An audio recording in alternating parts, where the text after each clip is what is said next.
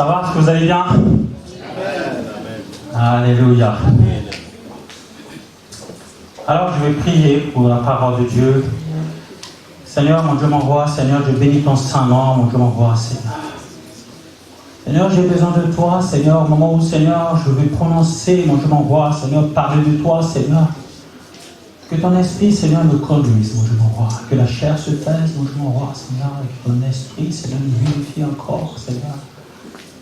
Seigneur, aide-moi à parler, Seigneur, ce que tu as mis dans mon cœur, mon Dieu. Je vais proclamer l'ordre de l'Éternel, mon Dieu m'envoie, Seigneur. Je suis rien devant toi, Papa, Seigneur. Seigneur, je viens à toi. Je m'abandonne à toi, Papa. Afin que tu puisses me communiquer, Seigneur Jésus, ce que ton peuple veut écouter, mon Dieu. Le reste, mon Dieu, que ta volonté se manifeste dans le nom puissant de Jésus. Amen. Amen. Le thème de ce mois, c'est « Ayez en vous les sentiments qui étaient en Jésus-Christ ». C'est dans Philippiens 2, 5. Alors, ce matin, j'ai à cœur de vous parler de quelque chose. Peut-être que nous connaissons, mais j'ai envie de mettre un accent dessus. Le thème de ce matin est celui-ci. Surtout, ne pas se lamenter, mais nous devons rendre grâce à Dieu. Voilà le thème de ce matin que je voulais partager avec vous. Et pour cela,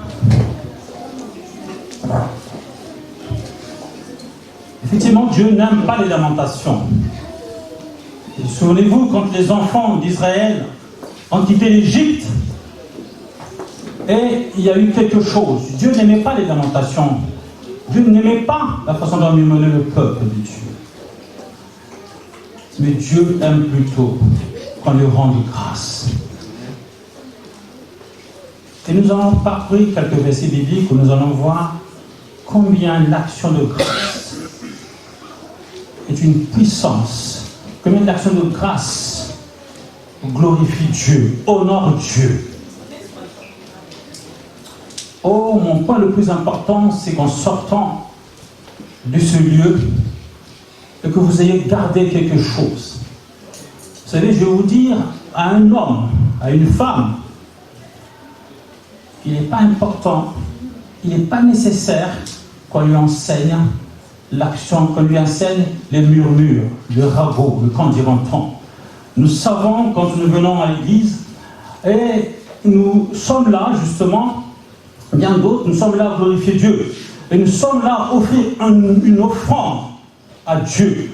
Oh, dans notre amour, de notre témoignage, de notre culte que nous voulons rendre à Dieu. Et malgré tout, il y a quelques gens qui viennent justement et qui observent et qui regardent à gauche, à droite. Comment que l'autre il dit, comment que l'autre a fait, il m'a dit bonjour, il ne m'a pas dit bonjour. Et comment que le pasteur est habillé, ou comment que le pasteur a dit, et qu'on est complètement obstrué et on est détourné de ce que nous sommes venus chercher dans ce lieu. Alors il n'est pas nécessaire de pouvoir prêcher ou parler du murmure, des lamentations. Ce n'est pas nécessaire. C'est naturellement comme ça. Les gens parlent comme ça, et comme si c'était véridique, et voilà, comme ça. Mais ce matin, la parole de Dieu dit, nous devons rendre grâce à Dieu pour toutes choses. Amen. Alors pour cela, nous allons commencer à prendre un petit verset justement, un verset. Je vais lire la parole de Dieu, si vous le voulez bien, dans Exode. Tu peux nous afficher le premier verset, s'il te plaît. Dans Exode 20, 24. Il est écrit ceci, tu m'élèveras un autel de terre sur lequel tu offriras des holocaustes et des sacrifices d'action de grâce, tes brebis et tes bœufs, partout où je rappellerai mon nom, je viendrai à toi et je te bénirai. Ah, c'est fantastique. Alors là, il s'agit, on parle des offrandes, des holocaustes. Action de grâce. Qu'est-ce que cela veut dire? Action de grâce. Oh, je regarde beaucoup de définitions, mais je ne vais pas m'étaler dessus parce que le temps passe. Mais action de grâce, en quelque chose, c'est un sacrifice volontaire. C'est une offrande. C'est une offrande de paix, d'amour, tout ce que vous voulez, mais c'est une offrande. On fait quelque chose au Seigneur. On fait quelque chose, on offre. Oh, j'aime bien, parce que hier, nous avons eu une belle cérémonie. Le Seigneur nous a bénis et on était tous dans la joie. Et quand on a fini de célébrer, j'ai vu le frère Edmond. J'étais parti. Pendant que les gens parlaient, il a pris son tenue de combat, son gilet, et commençait à aspirer. Il commençait à ranger la salle. Pourquoi? Parce que ce matin, nous devons avoir culte. Et que la salle devait être convenable pour qu'on puisse prier, convenablement adorer notre Dieu, louer notre Dieu. Et par cette présence, je bénis le Seigneur pour cela, pour toute personne, pour tous ceux ou celles qui ont mis la main à la pâte pour que ce soit une réussite, cette cérémonie. Que le Seigneur soit béni. Et je suis convaincu que tout ce que vous faites pour le Seigneur, ce n'est pas un travail en vain. On a une récompense quelque part. C'est pour cela qu'il est dit que tu m'élèveras un autel de terre sur lequel tu offriras tes holocaustes et des sacrifices d'action de grâce. Elle partit de Rubit et Dieu. Partout où je rappellerai mon nom, partout où tu rappelleras le nom de Jésus-Christ, lui, il viendra à toi et il te bénira. Frère, que le Seigneur te bénisse. Amen. Tout ce que vous faites dans le Seigneur, ce n'est pas pour rien. Mais tout ce que vous faites dans son nom, faites des actions de grâce. Oh, je sais que pour l'instant, on a, vous savez, maintenant, aujourd'hui, on parle du politiquement correct. On parle des actions de grâce, comme un simple remerciement. On remercie Dieu. Et ça s'arrête là. Non, une action de grâce, c'est une offrande, mon frère. Une action de grâce, c'est quelque chose qui te coûte, tu donnes, tu actes. C'est un sacrifice volontaire, tu le fais. Pour qui? Pour ton Dieu. Nous allons voir. Salomon a expérimenté cela. Nous allons prendre le deuxième verset, justement, où Salomon a expérimenté quelque chose de semblable. Alors nous allons lire la parole de Dieu. Dans 2 Chroniques 5, 13, et lorsque ceux qui sonnaient des trompettes et ceux qui chantaient, s'unissant d'un même accord pour célébrer et pour louer l'Éternel, firent retentir les trompettes, les cymbales et les autres instruments, et célébrèrent l'Éternel par ses paroles, car il est bon, car sa miséricorde durera toujours. En ce moment, la maison de l'Éternel fut remplie d'une nuée. Entre parenthèses, une nuée, c'est la présence de l'Éternel. C'est la présence de Dieu. Alors les sacrificateurs ne purent pas y rester pour faire le service à cause de la nuée, car la gloire de l'Éternel remplissait la maison de l'Éternel. Il remplissait la maison de l'Éternel. Alors frère, si tu as tant prié, tu as plié genoux et que tu n'as rien obtenu, je te dis que tu dois attirer la présence de Dieu. Amen. Tu dois attirer premièrement la présence de Dieu. Et là, quand tu es dans la présence de Dieu, tu demandes, alors tu te livres, Seigneur. Tu te livres, Seigneur. Seigneur, j'ai besoin de toi. Fais quelque chose. Salomon, il a expérimenté cela. Alors il disait qu'ils étaient là et ils étaient en commun accord. Et quand ils étaient en commun accord, la présence de Dieu, par leurs paroles, ils ont appelé la présence de Dieu. La nuée les enveloppait. Les enveloppait tellement qu'ils n'ont pas pu faire le sacrifice parce que la gloire de Dieu remplissait. Alors il est bon que tu attires la présence de Dieu.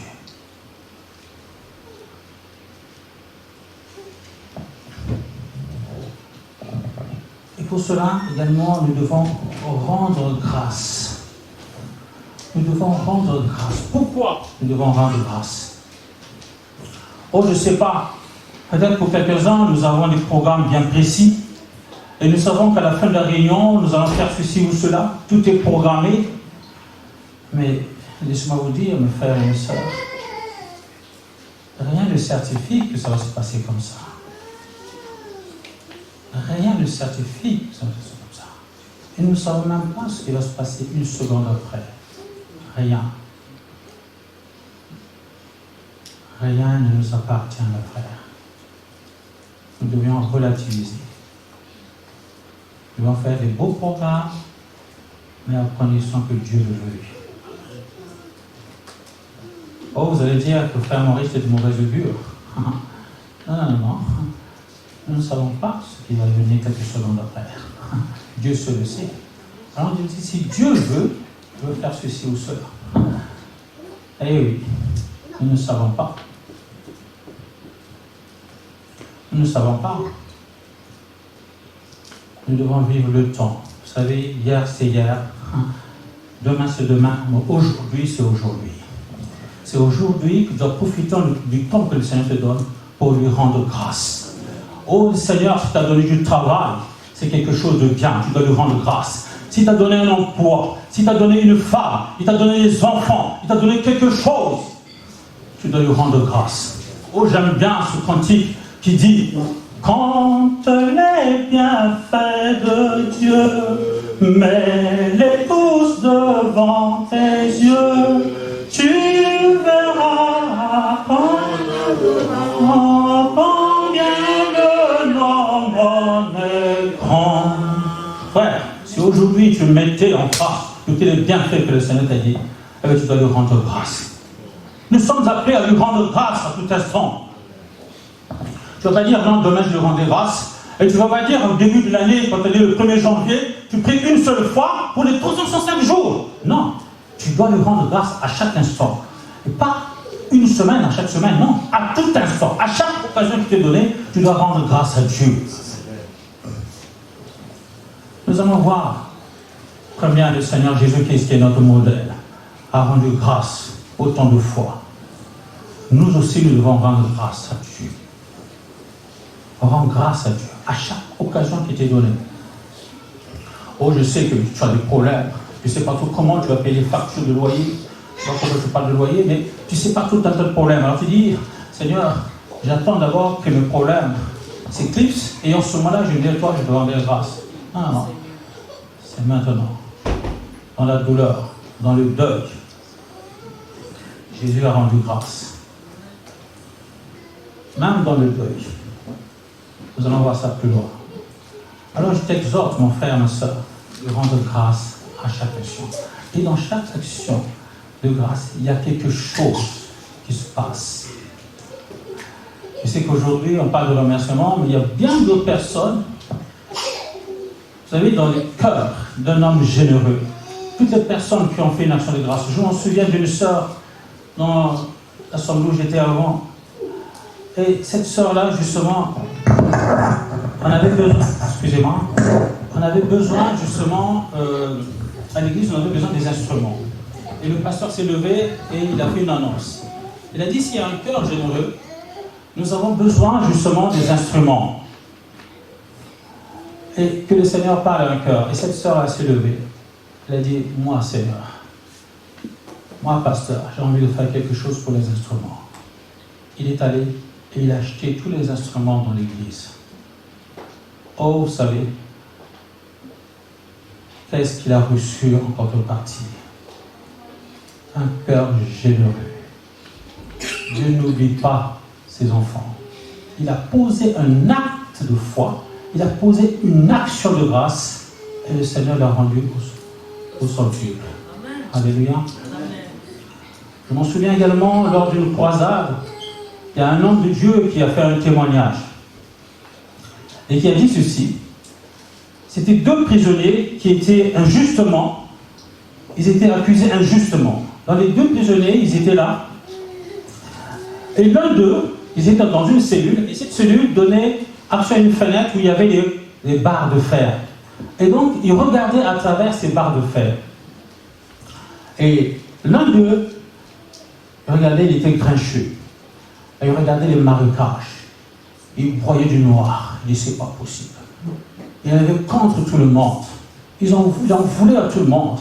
Et il regardait les marécages. Il dit, ma vie est finie. Qu'est-ce que je fais là? Et comme ça, il grinchait. Et voilà, il tournait en cellule.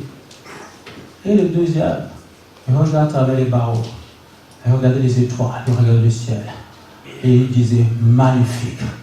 Excellent. Waouh! magnifique. Qu'est-ce qu'il est bon, qu'est-ce qu'il est bon, qu'est-ce qu'il est miséricordieux, qu'est-ce qu'il est bon. Il regardait ce que Dieu a fait. Il regardait les bienfaits de Dieu. Il regardait le ciel, il regardait les étoiles, il regardait tout ça. Et vous savez ce qui s'est passé par la suite? Celui qui était grincheux, qui posait une mauvaise attitude, une désobéissance, il a trouvé la mort en prison. Et le deuxième, qui avait posé une attitude de reconnaissance, il disait, oh Seigneur, oh bon Dieu, quand je regarde la nature, quand je regarde tout ce que tu as fait, l'expression de ta création, qu'est-ce que tu es bon, qu'est-ce que tu es adorable. Vous savez, il est sorti de prison. Et encore mieux, il a écrit un bouquin. Alors, le Seigneur regarde à notre attitude de gratitude, une attitude de reconnaissance. Nous devons être reconnaissants envers ce Dieu merveilleux que nous aime. Vous savez, nous sommes là aujourd'hui. C'est une opportunité, c'est une grâce que le Seigneur nous donne. Il y a bien d'autres personnes, dans d'autres endroits qui n'ont même pas l'occasion d'être comme ça assis et instamment et prier convenablement à Dieu. Il y en a qui n'ont plus la chance. Mais Dieu nous a donné la santé. Dieu nous a donné la possibilité de se mouvoir, de marcher et de revenir. Il nous a donné la possibilité de pouvoir parler correctement.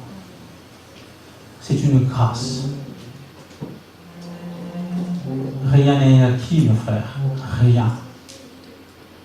À chaque moment, à chaque instant, nous devons bénir, rendre grâce à notre Dieu. Avoir une bonne attitude de reconnaissance. Oh, c'est vrai, on ne peut pas tout avoir, c'est vrai. Mais ce que tu as déjà, commence à bénir le Seigneur par rapport à ce que tu as béni. Après, tu verras les grandes choses s'accomplir. Alléluia. Amen.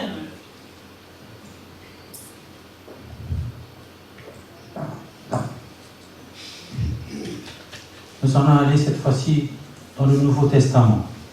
On était dans l'Ancien Testament et nous allons voir maintenant dans le Nouveau Testament. Nous allons voir comment même Jésus-Christ, nous allons lire dans Luc 2, 21, si vous le voulez bien.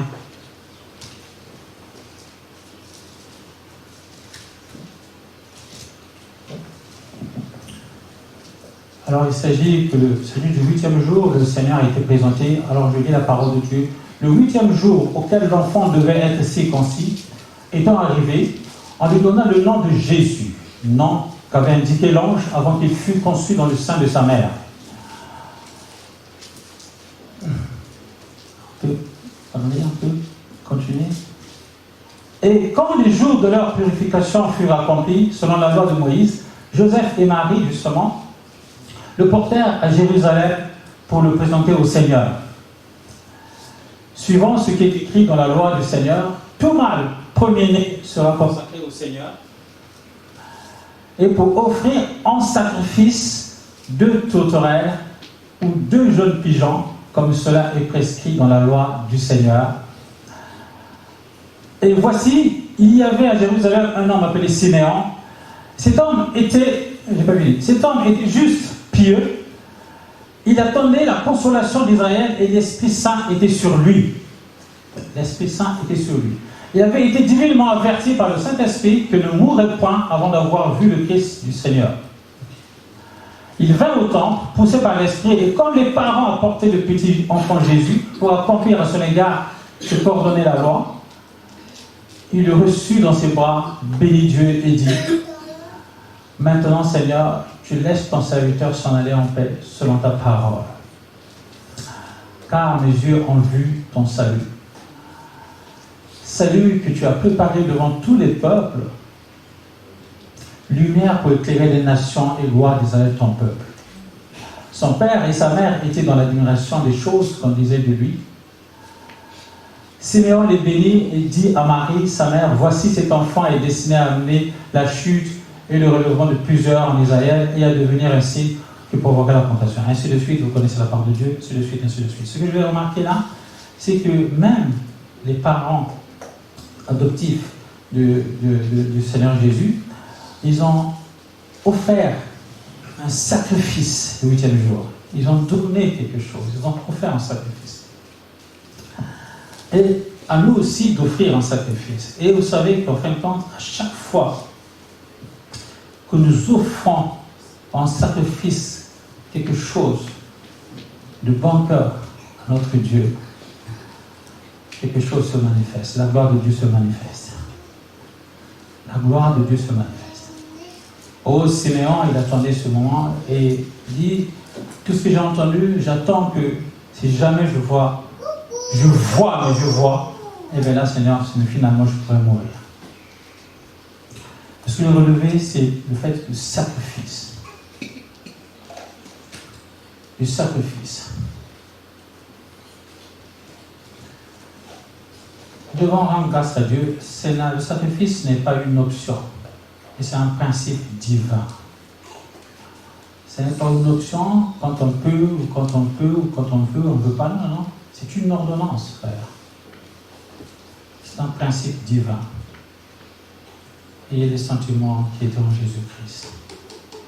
Si le Seigneur l'a fait, nous aussi devons le faire. Nous allons aller dans Luc 24, où le Seigneur a fait quelque chose aussi qui devait nous interpeller également. Luc 24. De grâce.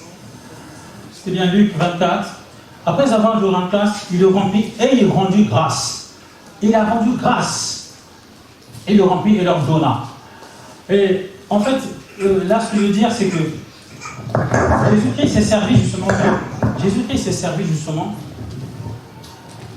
Vous savez, il y a toute une foule qui suivait Jésus-Christ. Et quand ça arrive là, et les gens, les disciples ont dit, écoute, ces enfants nous ont suivis depuis longtemps et ils ont faim. Ils ont faim. C'est la multiplication de pain, et ils ont faim. Alors, et nous n'avons rien. Et le Seigneur a dit, non, non, donnez-leur à manger lui-même. Donnez-leur à manger lui-même. Alors là, il dit, Luc 24, pendant qu'ils étaient à table avec eux, il prit le pain, et après avoir rendu grâce, il leur remplit leur donnant. C'est bien fait, c'est bien ça. Donc Jésus-Christ s'est servi justement du poisson, des 5 poissons et de 5 pains et de 2 poissons. Et qu'est-ce qu'il a dit Jésus? Il a dit, faites asseoir, c'est le peuple, la foule, faites-les asseoir. Alors, il les a fait asseoir. Il les a fait asseoir, pourquoi? Pourquoi? Parce qu'il fait asseoir pour qu'il y ait une discipline de vie. Il aurait pu dire, donnez-leur à manger debout. Non, non, il fait asseoir. Et qu'ils soient bien installés, et qu'ils aient cette discipline de vie avant d'entendre quelque chose. Et le Seigneur, qu'est-ce qu'il a fait? Il a rendu grâce. Et nous savons ce qui est arrivé. Il y a eu une multiplication des pains. Et les gens ont tellement mangé et qu'il en reste encore des corbeilles entières. Il a rendu grâce avant de faire quelque chose. Il a rendu grâce. Et ça, on nous en verra dans beaucoup de témoignages comme ça. Le Seigneur a rendu grâce. Donc il est important pour nous de rendre grâce. Donc l'action de rendre grâce, c'est quelque chose, ça entraîne quelque chose. Ça entraîne la manifestation de la puissance de Dieu. Il y a quelque chose qui acte. Jésus-Christ était le roi des rois, le Seigneur des seigneurs. Mais il a posé l'acte, il a rendu grâce. Dans beaucoup de témoignages, devant Lazare, il a rendu grâce, il rend grâce, il lève les yeux, il rend grâce. Dieu le Père. Alors nous, humains que nous sommes, si le Seigneur l'a fait, nous aussi sommes appelés à rendre grâce. Et il y a quelque chose qui impacte notre vie quand nous rendons grâce à Dieu. Souvenez-vous, il y a un monsieur à qui justement un frère lui a donné quelque chose. Il était dans une disette et il lui a tendu la main. Il a donné une offrande. Et depuis, ce frère-là, à chaque jour que le 25 décembre arrive, le coup de fil sort. Allô, frère Honoré? Merci, frère, de ce que tu m'as dit là. Souviens-toi, il y a 10 ans de cela, j'étais dans une galère pas possible. Mais cette offrande que je m'avais donnée, ça m'a fait traverser. Aujourd'hui, j'ai une autre vie. Nuit de Christ, ton acte que tu avais posé, aujourd'hui, je suis encore dans la galère. Mais ce jour-là, quand tu m'as fait, tu sais quoi, mon frère, cet argent, j'ai pu acheter un journal et puis j'ai trouvé du travail. Aujourd'hui, je suis marié, j'ai une femme, j'ai une maison, j'ai une voiture. Je bénis à l'acte que tu as posé, frère. Et à chaque fois Le 25 décembre, le téléphone sonne. Elle dit, ah oui, ça c'est le frère que j'ai aidé. Et tout à fait me remercier. C'est important. C'est pour ça que nous devons rendre grâce à Dieu. Et nous devons rendre grâce aussi aux hommes que Dieu met en notre chemin, qui nous tendent la main. Ces gens devons également rendre grâce. Donc bénir Dieu, rendre grâce à Dieu. Mais le Seigneur utilise aussi des hommes et des femmes pour accorder la bénédiction. Alléluia. Et ça c'est important. Ah, c'est ça. C'est Jean chapitre 6 au verset 11. C'est ça que je dis. Merci. Et ça c'est important. C'est très très important. Et nous allons parcourir comme ça. Jésus-Christ également l'a fait également. Si, c'est ça, je l'avais. Jésus, c'est ça. Merci, je l'avais. Jésus-Christ a fait quelque chose d'incroyable ici. Devant un grand miracle, Jésus-Christ a fait quelque chose d'incroyable. Alors nous allons lire, si vous voulez bien, je vais lire dans la guérison de Lazare, justement. Il y avait un homme, dans Jean 11, il y avait un homme malade, Lazare, de Béthanie, village de Marie et de Marthe, sa sœur. Et c'était cette Marie qui oignait de parfum le Seigneur et qui lui essuyait les pieds avec ses cheveux. Et c'était son frère Lazare qui était malade. Les sœurs envoyèrent dire à Jésus, Seigneur, voici celui que tu aimes est malade. Après avoir entendu cela, Jésus dit, cette maladie n'est point à la mort, mais elle est pour la gloire de Dieu, afin que le Fils de Dieu soit glorifié par elle.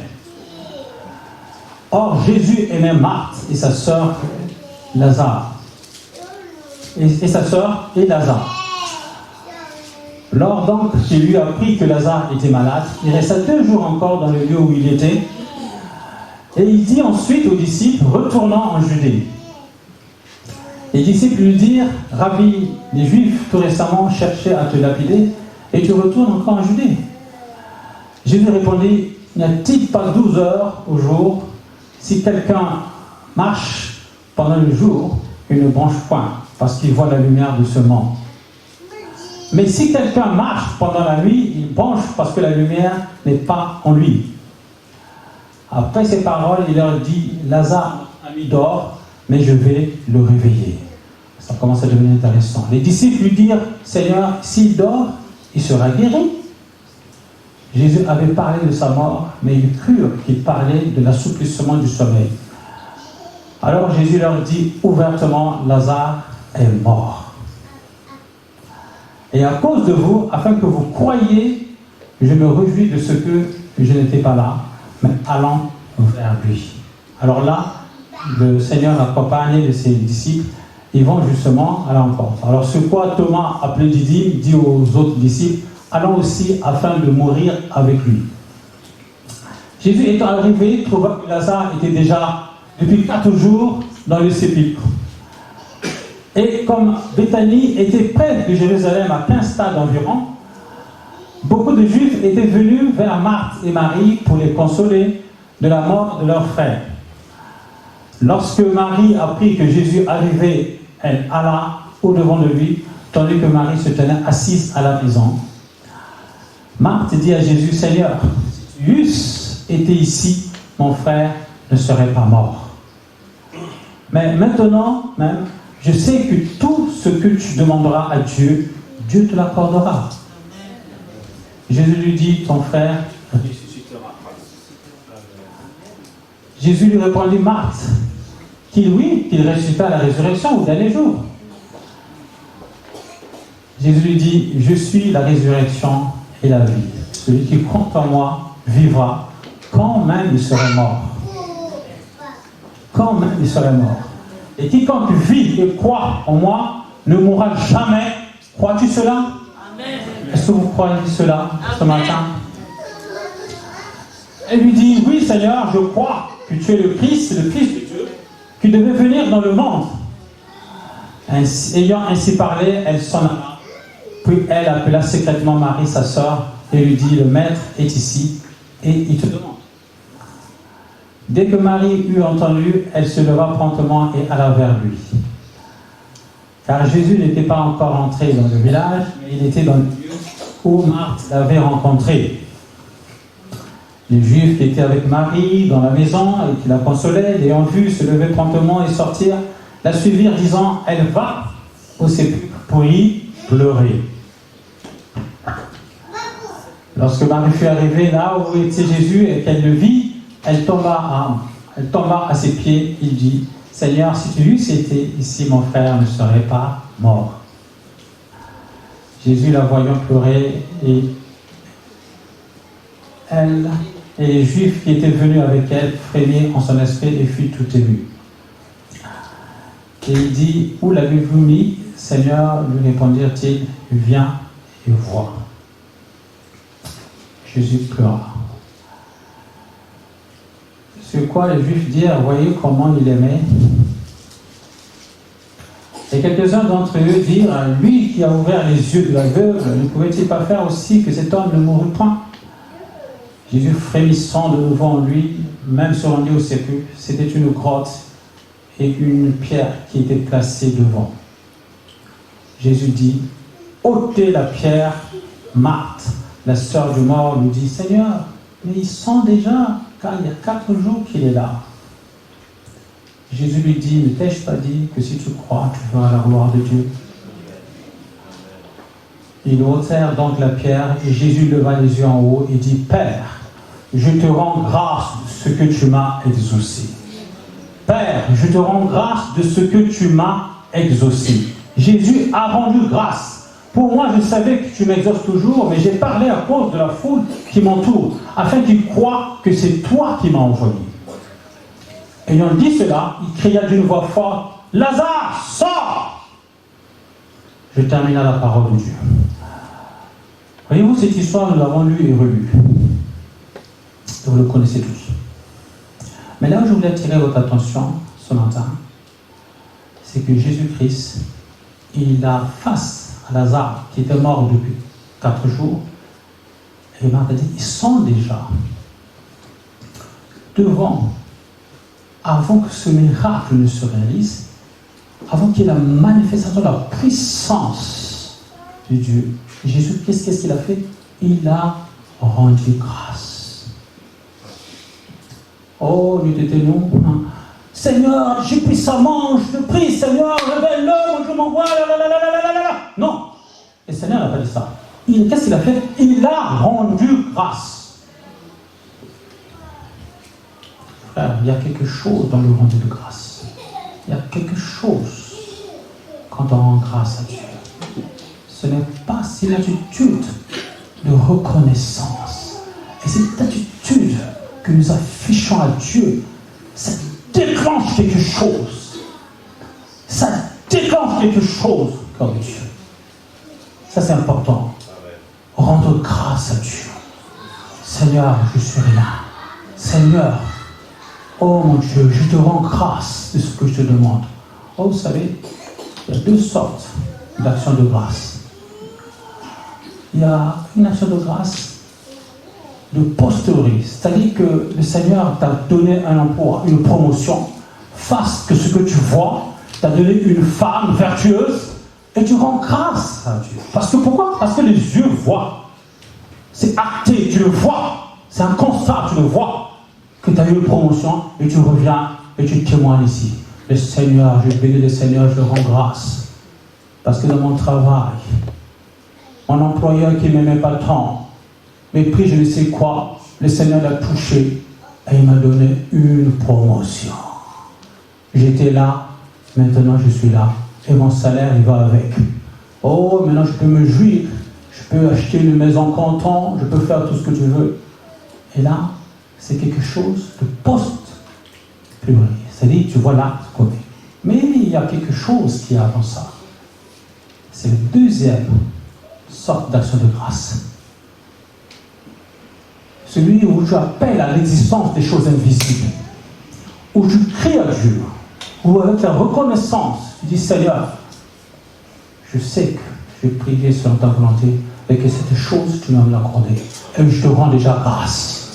Mais tu n'as rien vu. Mais par la foi, tu sais que le Dieu que tu sers, c'est un Dieu de miracles. Le Dieu que tu sers ne ferme pas la porte à celui qui vient à lui. Et là, tu as posé un acte de foi. et tu le verras s'accomplir. Tu as mis ta foi en action, tu as rendu grâce, tu as posé une belle attitude, tu as attiré la présence de Dieu. Seigneur, j'ai besoin de toi. Je suis reconnaissant de ce que tu me fais, Seigneur. Je suis rien, mais tout ce que je dis, Seigneur, tu m'as déjà donné ça, tu m'as donné ça. Quand je compte le nombre de tous tes bienfaits, je ne peux que te rendre grâce. Rendre grâce, mon frère, ce n'est pas une option. Ce n'est pas quand je veux pas. Non. À chaque occasion, en toutes choses, tu dois bénir le Seigneur. Tu dois rendre grâce au Seigneur. En toutes choses. Et c'est très, très, très important. Ce n'est pas une option. C'est un principe divin. C'est une ordonnance. Oh, il y a un médecin dans la salle. Quand l'ordonnance est écrite, tu ne vas pas négocier au pharmacien que le médecin m'a donné cette ordonnance, mais moi je pense que tu devais me donner ça à la place de ça, ou cet antibiotique à la place de ça. Non, c'est une ordonnance, c'est signé. C'est très important. Le Seigneur l'a fait. Nous aussi, nous devons faire. Il n'y a qu'un seul médiateur des hommes, non, c'est Jésus-Christ. Jésus-Christ, c'est notre modèle. Si le Seigneur l'a fait, nous aussi, nous devons le faire. Devant un deuil, le Seigneur a accompli ce miracle. Oh, je suis sûr, Marthe et Marie étaient là dans un grand, profond chagrin. Et ils étaient étonnés que le Seigneur leur parle. Alors qu'il y a 4 jours, Lazare était mort pendant 4 jours. Ils étaient étonnés de cette attitude. Peut-être qu'ils attendaient Marie et que le Seigneur leur prenne dans leurs bras. Marie venait, je veux pleurer avec vous. On va passer une nuit entière à pleurer. On va faire ceci. Non. Le Seigneur a levé les yeux et a rendu grâce. Donc c'est important de rendre grâce. C'est important de lui être reconnaissant en toutes choses. Frère, s'il y a quelque chose qui doit sortir dans ce lieu ce matin, c'est que combien même tu connais quelques difficultés, tu traverses des moments difficiles, quand même tu connais le désert, c'est difficile déjà de debout du mois. Et tu peut-être en toi, je te dis, le Seigneur n'écoute pas ma prière. Ça fait longtemps que je prie. J'attends un enfant et j'attends rien. Commence à rendre grâce. Amen. Commence à rendre grâce à Dieu. Et le Seigneur fera le reste. C'est très, très, très important. C'est très, très important. Alléluia. Oh, je vois que le temps passe. J'ai envie de continuer, mais le temps passe. Vous savez, c'est quelque chose qui peut faire justement un bon enseignement. Un grand séminaire, les actions de grâce et rendre grâce. Il y a beaucoup de témoignages, mais que le Seigneur vraiment se sert de 2 petits exemples pour vous raffermir et pour comprendre quelle importance de rendre grâce à notre Dieu. Si le Seigneur l'a fait, nous sommes capables de le faire. Et je sais que l'apôtre Paul a donné plein de conseils. Dans Philippiens, il dit ne vous inquiétez de rien, il a dit beaucoup de choses. Je l'ai dit comme ça, parce que le temps passe, que je ne voulais pas qu'on sorte d'ici très tard. C'est qu'hier, nous avons passé un bon moment et que, Seigneur, peut-être que les gens vont rentrer les autres frères pour dormir, pour récupérer un peu, et que demain, c'est une semaine que comment tu vas passer au travail, je ne vais pas brûler de votre temps. Mais comprenez quand même que rendre grâce, c'est quelque chose d'important. Alléluia. Je vais m'arrêter là, que le Seigneur vous bénisse. Alléluia.